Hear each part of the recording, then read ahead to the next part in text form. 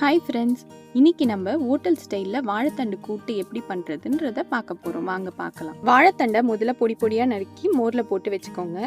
அப்புறம் சிறுபருப்பையும் தோரம்பருப்பையும் 20 நிமிஷம் முன்னாடி ஊற வச்சுட்டு எல்லாத்தையும் ஒரு குக்கரில் நம்ம இப்போ ஆட் பண்ண போகிறோம்.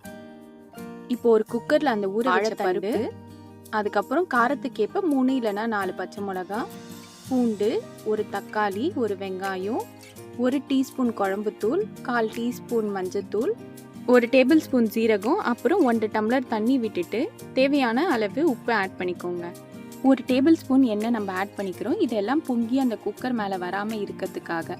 இதை நம்ம 5 விசில் வச்சுட்டு இது ஹோட்டல் ஸ்டைலில் வரத்துக்காக ஒரு மிக்சி ஜாரில் 2 டீஸ்பூன் தேங்காய் துருவல், 6-7 முந்திரி பருப்பு, 1 டீஸ்பூன் சோம்பு, இதை நம்ம நல்லா அரைச்சி பேஸ்ட்டாக எடுத்துக்க போகிறோம் இந்த மாதிரி. அப்புறமா அந்த விசில் வந்தோடனே குக்கரை திறந்துட்டு அந்த கூட்டில் இந்த பேஸ்ட்டை நம்ம ஆட் பண்ணுறோம். இப்போது ஆட் பண்ணிவிட்டு ஒரு 3லேருந்து 5 நிமிஷம் அதை நல்லா கொதி வர வரைக்கும் நம்ம வெயிட் பண்ணணும். இந்த மாதிரி நல்லா கொதி வந்ததுக்கு அப்புறமா இதை தாளிச்சு கொட்டினா நம்மளோட கூட்டு ரெடி. கூட்டை தாளிக்கிறதுக்கு ஒரு பேனில் எண்ணெய் விட்டுட்டு கடுகு, சீரகம் 1 டீஸ்பூன், காஞ்ச மிளகா 2, கருவேப்பிலை, பெருங்காயம் 1 சிட்டிகை, இது எல்லாத்தையும் ஆட் பண்ணி தாளிச்சுட்டு அந்த கூட்டில் நம்ம கொட்ட வேண்டியதுதான்.